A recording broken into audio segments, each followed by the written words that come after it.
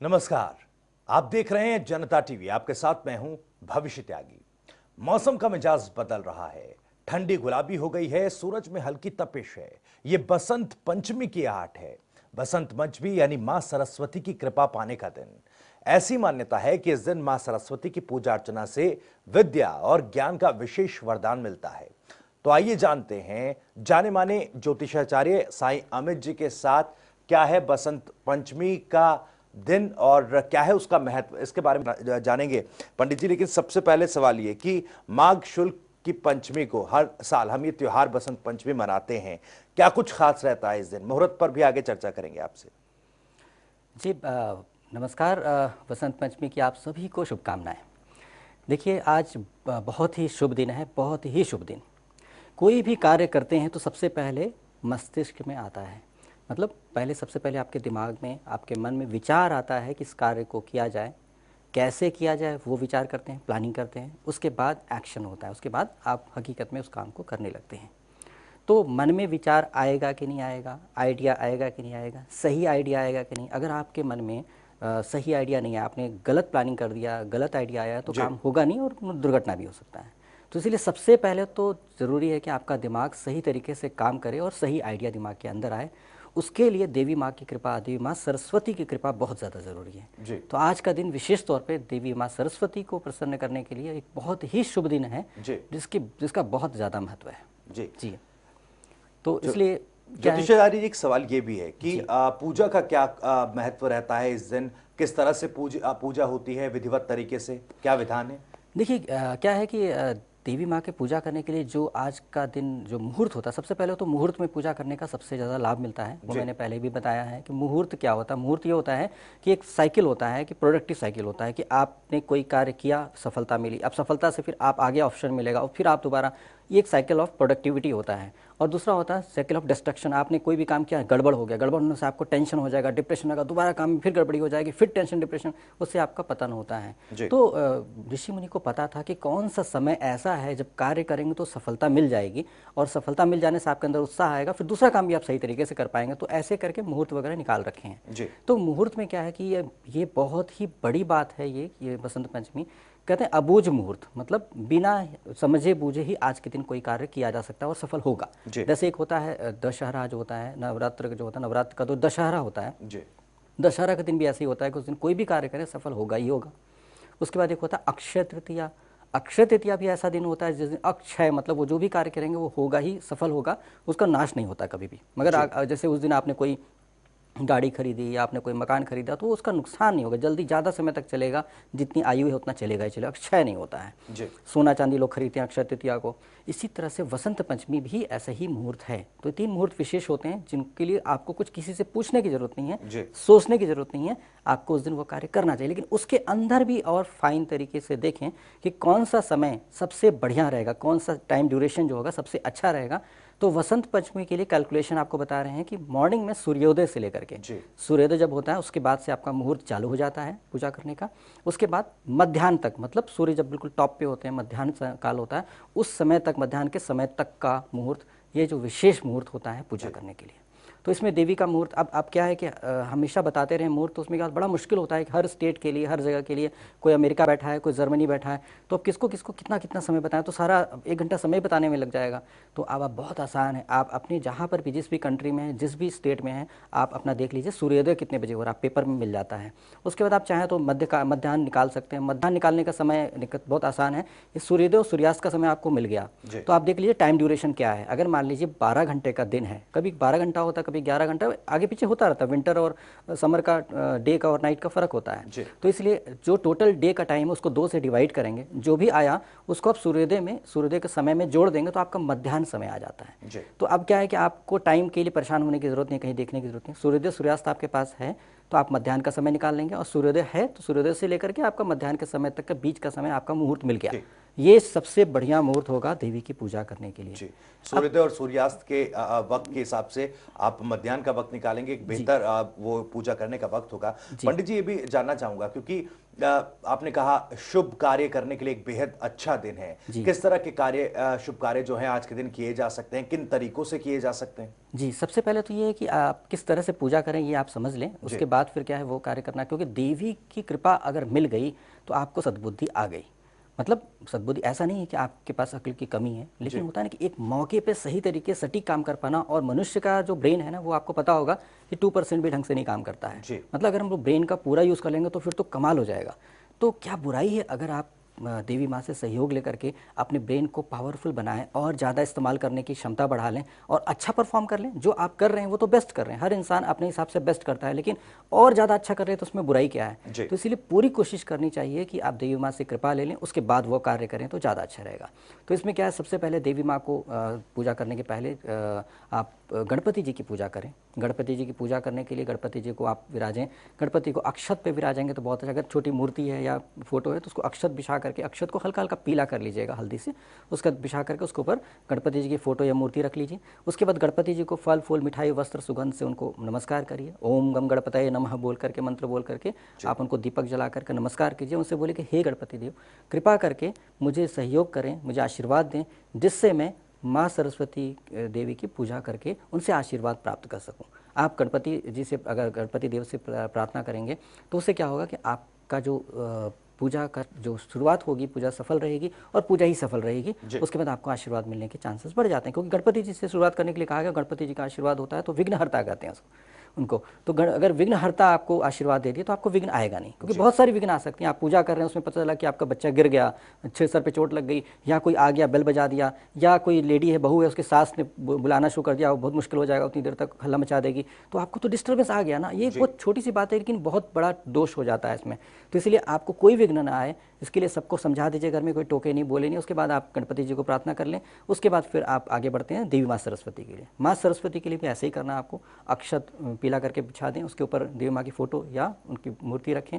लेकिन अगर आप मूर्ति नहीं है आपके पास, मूर्ति खरीदना चाह रहे हैं तो ध्यान एक तो कोशिश कीजिए कि मूर्ति की पूजा ना करें, क्योंकि आपको अगर विधि विधान से नहीं करना आता है तो आप ना करें, कि मूर्ति की पूजा करने में बहुत विधि विधान हो जाता है। तो फोटो की ही कर लें सिंपल। या फिर अगर मूर्ति रखते हैं तो आप एक बित्ता प्रमाण होता है, जो ये होता है ना, ये यहाँ तक जो पूजा कर रहा है उसका बित्ता जो होता है उससे छोटा, तो शास्त्र में कहा गया इससे छोटी मूर्ति होनी चाहिए। अगर इससे बड़ी है तो आपको सारे नियम का पालन करना पड़ेगा, मतलब सुबह उठाना पड़ेगा, नहलाना पड़ेगा, भोग लगाना पड़ेगा, सुलाना पड़ेगा। अगर आपने कुछ ढंग से नहीं किया तो आपको दोष आ जाएगा। तो इसीलिए आप उन चक्कर में मत पड़िए कि आप अगर पुजारी नहीं है तो फिर आपको दिक्कत हो जाएगी। तो इसलिए क्या है कि आप इस तरह से मूर्ति या फोटो जो भी आप रख करके उसको उनको नमस्कार करें। उनको पुष्प चढ़ाना है। पुष्प में देखिए क्या पुष्प है, बड़ा इंटरेस्टिंग है। गेंदे का फूल जो होता है, पीला पीला गेंदे का फूल होता है, तो गेंदे का फूल चढ़ाएं। भूरा वाला न चढ़ाएं, एक कत्थई रंग का होता है वो न चढ़ाएं, पीले रंग का फूल चढ़ाएं। साथ साथ आप सरसों का फूल चढ़ा सकते हैं और सफ़ेद फूल चढ़ा सकते हैं। तो इस तरह से करके आप जूही, चमेली, ये सब के फूल होते हैं, ये सब भी चढ़ा सकते हैं। और सरसों का फूल जरूर चढ़ाएं। सरसों का फूल इस सीज़न में होता भी है और ये बहुत ही प्यारा माहौल होता है। सरसों के खेत में अगर आप देखेंगे तो वो सरसों का फूल चढ़ाइए। और साथ साथ क्या है, देवी माँ को जो भोग लगाएं उसमें कोशिश करें कि केसर का इस्तेमाल की हुई मिठाई चढ़ाएं तो बहुत अच्छा रहेगा। केसर बहुत ही फायदेमंद रहेगा इस पूजा में इस्तेमाल करना, और आपके लिए भी फायदेमंद रहेगा अगर वो प्रसाद आप ग्रहण करेंगे। तो इस तरह से करके ऐसा भोग लगाने के लिए करें। सबसे पहले देवी माँ को नमस्कार करें।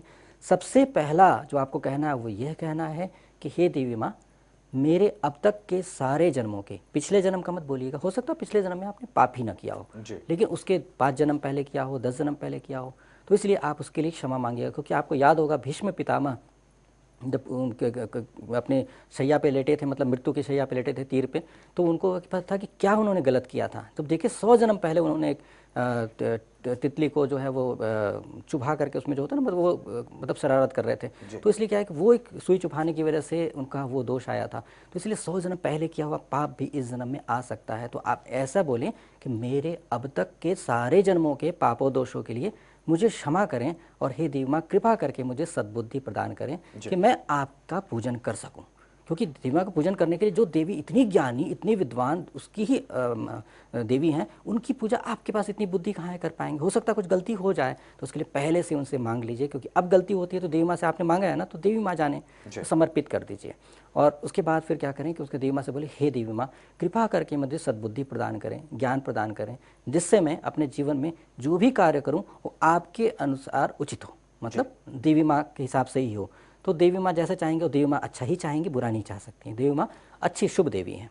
तो इस तरह से करके उनको नमस्कार करके उसके बाद फिर देवी माँ को आप पुष्प चढ़ाएं, उनको पीली मिठाई चढ़ाएं, जैसे आप पेड़े चढ़ा सकते हैं, लड्डू चढ़ा सकते हैं पीला, और साथ साथ आपको दूध चढ़ा सकते हैं, केसर या दूध चढ़ा सकते हैं, बूंदी चढ़ा सकते हैं पीली, ऐसे ऐसे करके आप उनको प्रसाद चढ़ा सकते हैं, जो आपको दिल हो वो भी चढ़ाएं। और उसके बाद फिर आप उनको धूप वगैरह करके इत्र वगैरह चढ़ाएं, फल फूल मिठाई वस्त्र सुगंध बेसिक चीज़ होनी चाहिए। और साथ साथ क्या है कि उन देवी माँ को दीपक जला करके उनकी आरती करते हुए उनको प्रार्थना करें और जाप करें। जाप क्या करना है, जाप उनका मंत्र है, आपको बता रहे हैं, उस मंत्र का जाप करना है। मंत्र सिंपल है, अगर आप बीज मंत्र करना चाहते हो तो बीज मंत्र भी कर सकते हैं, या थोड़ा सा ज़्यादा बड़ा करना चाहें ज़्यादा बड़ा भी कर सकते हैं, बहुत बड़ा करना चाहते हैं बहुत बड़ा भी आपको बहुत जगह मिल जाएगा लिखा हुआ। अभी इतना समय नहीं कि आपको मंत्र सुनाए, वरना समय निकल जाएगा।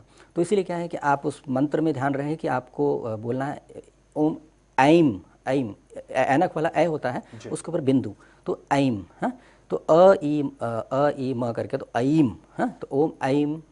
उसका अगर आपको सिर्फ बोलना है, ऐम ही बोला तो ऐम ऐम ऐम बोल सकते हैं, हाँ?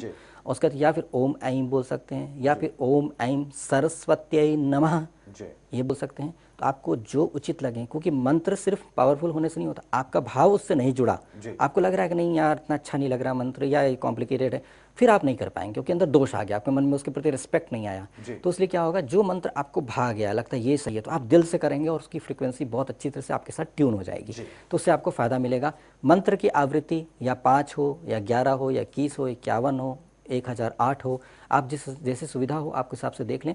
जाप करने के लिए कोशिश करें कि माला जो है वो, अगर आपको हल्दी की माला मिल जाए तो उससे अभी आप कर सकते हैं, रुद्राक्ष की माला मिल जाए, रुद्राक्ष की माला आसानी से मिल जाएगी, उससे आप कर सकते हैं। तो लेकिन जो माला करें वो हमेशा अपनी पूजा के लिए इस्तेमाल करें, दूसरों की माला इस्तेमाल ना करें, ताकि वो पुण्य आपके पास रहे।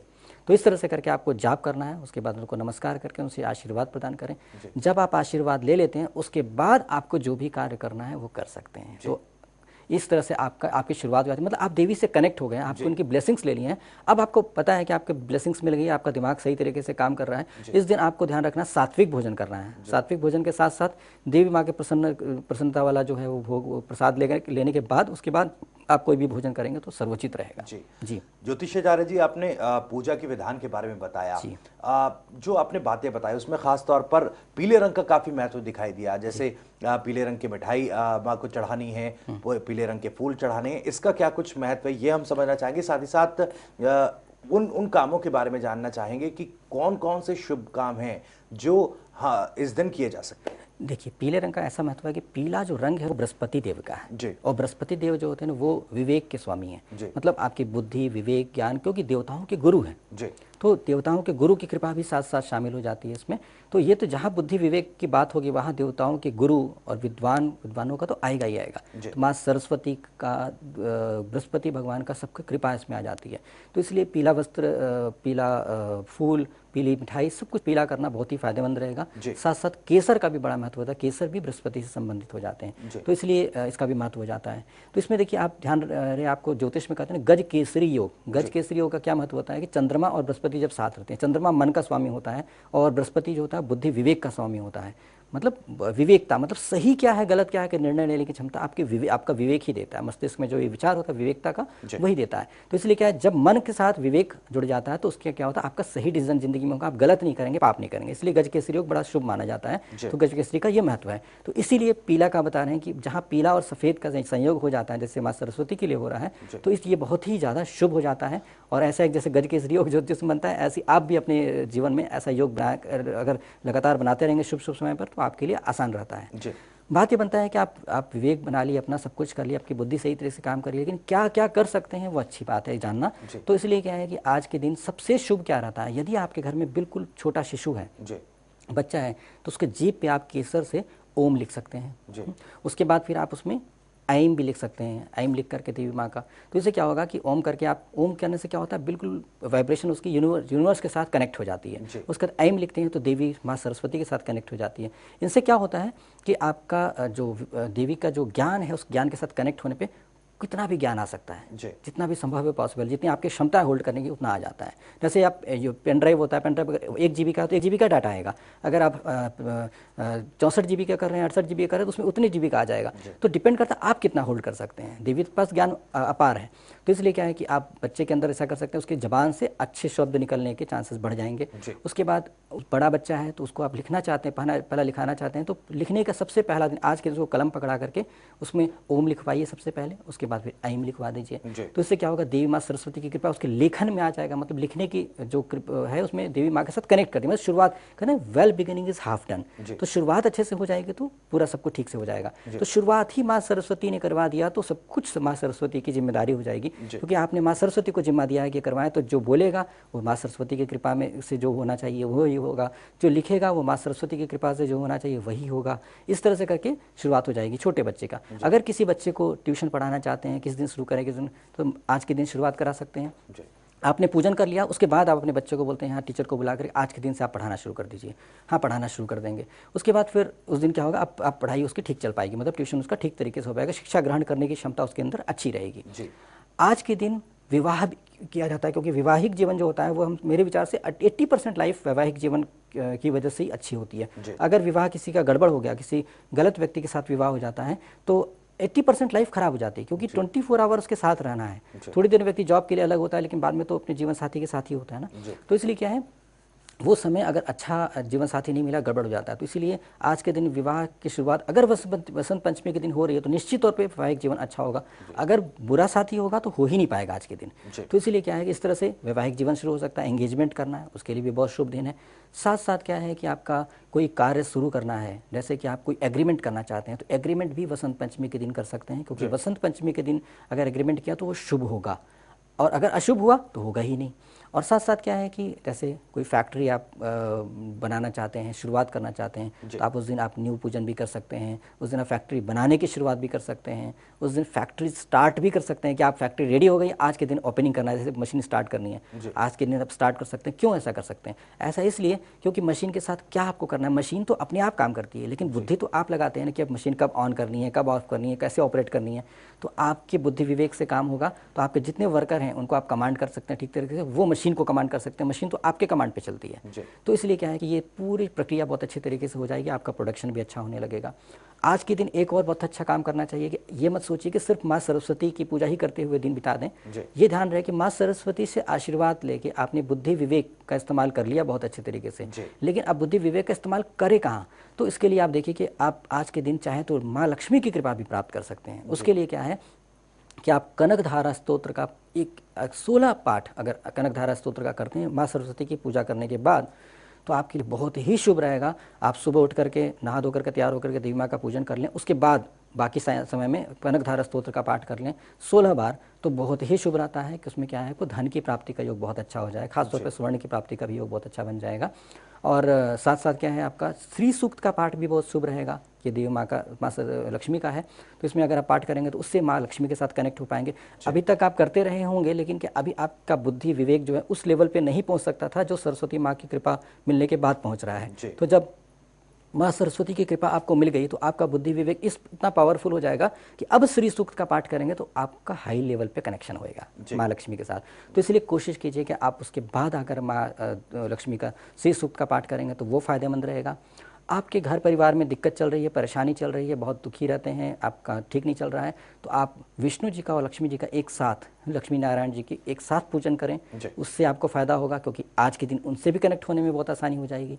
यदि आप अपने पाप दोष का निवारण करना चाहते हैं, आपको लगता है मेरे बहुत पाप हैं, बहुत गड़बड़ हो रहा है, ठीक नहीं हो पा रहा है, तो उसके लिए आप रहेगा कि वसंत पंचमी में देवी माँ की पूजा करने के बाद आप शिव जी की पूजा करें, तो शिव जी की पूजा करने से भी बहुत फायदा रहेगा कि आपको पाप, उनसे पाप का ही निवारण मांगे। पंडित जी एक सवाल मेरा यहाँ पर है, क्योंकि देखिए सरस्वती माँ को ज्ञान, संगीत और कला की देवी कहा जाता है। जी जी बिल्कुल। तो ऐसे में इन क्षेत्रों में साथ ही साथ, क्योंकि भारतीय संस्कृति में जिस तरीके से पूजा का महत्व है, ऐसे में दान पुण्य का उसमें खास महत्व होता है। इस दिन क्या कुछ दान पुण्य किया जा सकता है? देखिए आज के दिन आपने बहुत अच्छी बात कहा है। तो क्या है कि आज के दिन जो संगीत के लिए बहुत अच्छा रहता है, जो गायक है वो अपनी देवी माँ को मंत्र जाप करे, सबसे ज़रूरी है वो ज़रूर करें, और ज़्यादा से ज़्यादा करें। उसके बाद अपने गायन का इस्तेमाल करें, मतलब कोई गाना अगर गाना है उसको तो गाना गा ले। उसके बाद अगर कोई वाद्य यंत्र का इस्तेमाल करता है, जैसे कोई गिटार प्लेयर है, कोई सितार प्लेयर है, कोई तो तबला प्लेयर है, तो वो क्या करें कि पूजन करने के बाद देवी माँ को अपना वाद्य यंत्र अर्पित कर दें, मतलब उनको उनको दे दे कि देवी माँ आपका है। उसके बाद जब पूजन करने के बाद कुछ ध्यान कुछ देर बैठे, उसके बाद उनसे प्रार्थना करके हे देवी माँ कृपा करके मुझे प्रसाद रूप में अपना ये वाद्य यंत्र प्रदान करें, ठीक है। उसके बाद उस वाद्य यंत्र को ग्रहण करें, ग्रहण कर उसके बाद उसको बजाएं। अब क्या है, वो देवी माँ का जब वाद्य यंत्र हो गया तो उससे जो सुर निकलेगा वो बहुत अच्छा निकलेगा, ध्वनि निकलेगी बहुत अच्छी होगी। तो ये हो गया। साथ साथ आपने ये भी कहा कि आज के दिन विशेष तौर पे ये जो संगीत वाले लोग हैं इनके लिए बहुत फ़ायदेमंद रहता है। तो हाँ, ये फ़ायदेमंद रहता है, इसमें कोई डाउट नहीं है। और क्या इसमें करना चाहिए कि ये मतलब पूरी तरह से कोशिश करना चाहिए कि जो भी करें, जब भी करें, एक बार जब आपने पूजन कर लिया, जब भी करें तो क्या है कि देवी माँ से प्रार्थना करके करें, हे देवी माँ मैं पूजन करने जाऊँ, कृपा करके, कोई आपका वाद्य यंत्र है, आपने ही ध्वनि निकालनी है। तो ऐसे करके और फिर आप एक डूअर बन के, मतलब एक कर्ता बन करके उसको करते रहेंगे, तो उसमें क्या होगा कि ऑटोमेटिकली जो ध्वनि निकलेगी बहुत ही अच्छी निकलेगी, बहुत ही शुभ निकलेगी। और साथ साथ क्या है कि इसमें आप जो हो जाए, जब भी काम हो जाए तो उसको देवी माँ को अर्पित कर दें, तो उससे क्या होगा, दोबारा जब करेंगे तो और बेटर होगा, क्योंकि देवी माँ देखेंगे तो सब कुछ मेरे ऊपर समर्पित कर दे रहा है, तो इसका बेस्ट बेस्ट होना चाहिए। ऐसे करके कर देंगे तो काफ़ी ही शुभ होएगा। जी पंडित जी, जो पूजा की विधि आपने बताई, और जिस तरीके से पूरा विधि विधान के साथ इस पर्व को मनाना है, ऐसे में क्या कुछ ऐसे काम भी हैं जो वर्जित हैं? हाँ बिल्कुल है। देखिए ऐसे का आज के दिन जो है कोई अंतिम संस्कार से रिलेटेड कार्य नहीं करना चाहिए। अंतिम संस्कार से रिलेटेड कार्य मतलब कोई होता है कि आप पिंडदान कर रहे हैं, कुछ ऐसा करें, तो ऐसे अवॉइड कीजिए, क्योंकि देखिए इस कार्य के लिए अलग दिन बना हुआ है जब पितरों से कनेक्ट हो सकते हैं। आज आपका देवी माँ के साथ कनेक्ट होने का बना है, तो देवी माँ के साथ कनेक्ट हो। जब पितरों के साथ कनेक्ट होना होगा तो पितरों को करिए। हाँ, देवताओं को तर्पण करने के लिए बहुत अच्छा दिन, देव तर्पण करते हो, देवताओं को तर्पण करें तो देवताओं को आप दे रहे हैं जल वगैरह, तो वो अच्छी बात होती है। लेकिन मेरा कहना है कि जिस दिन विद्या से रिलेटेड ही है तो उसको विद्या के लिए ही इस्तेमाल करेंगे तो बढ़िया रहेगा, और किसी कार्य के लिए करने का कोई खास फायदा नहीं है। लेकिन और कोई ऐसा काम जो टूट फूट से रिलेटेड है, जो बुद्धि से रिलेटेड नहीं है, उस काम को करने के लिए कोई जरूर नहीं कि आप वो काम करें तो अच्छा रहेगा। मतलब अच्छा क्या, मतलब बुरा नहीं होगा किसी भी हालत में, लेकिन आप समय का सदुपयोग पूरी तरह से नहीं कर पा रहे हैं। आप किसी और में कर सकते हैं, बुद्धि का इस्तेमाल करने के लिए बेस्ट है। जी पंडित जी, कहा जाता है कि बसंत पंचमी का ये दिन, ये पर्व सिद्धि साधना के लिए भी काफी महत्वपूर्ण माना जाता है, काफी पावन माना जाता है। जी, सिद्धि साधना बुद्धि से ही होता है, विवेक से ही होता है, और आपकी आत्मा से, आत्मबल से, मनोबल से होता है। यदि सिद्धि साधना करने बैठते हैं और आपका मन डर गया, घबरा, क्योंकि सिद्धि साधना में बहुत विघ्न आते हैं, तो उसमें आपका बुद्धि विवेक बहुत पावरफुल होना चाहिए। और आज के दिन जब बुद्धि विवेक आपका पावरफुल रहेगा, आप में क्षमता रहेगी। देखिए मंत्र जाप करने का होता है, अगर मान लीजिए किसी को 11,000 जाप करने के लिए बोल दिया, सबके बस का नहीं है कि 11,000 बैठ के जाप कर लेंगे। बीच में दिक्कत आ जाती है, अड़चन आ जाती है, या थक जाता है व्यक्ति, बोल नहीं पाता है, गला बैठ जाता है, ऐसी बातें होती हैं। लेकिन आज के दिन अगर देवी माँ की कृपा लेकर के करेंगे तो हर हालत में वो मंत्र हो जाएगा। ये बिल्कुल मेरा आजमाया हुआ है कि इसके दिन जो भी कार्य किया मैंने वो सब सफल रहा।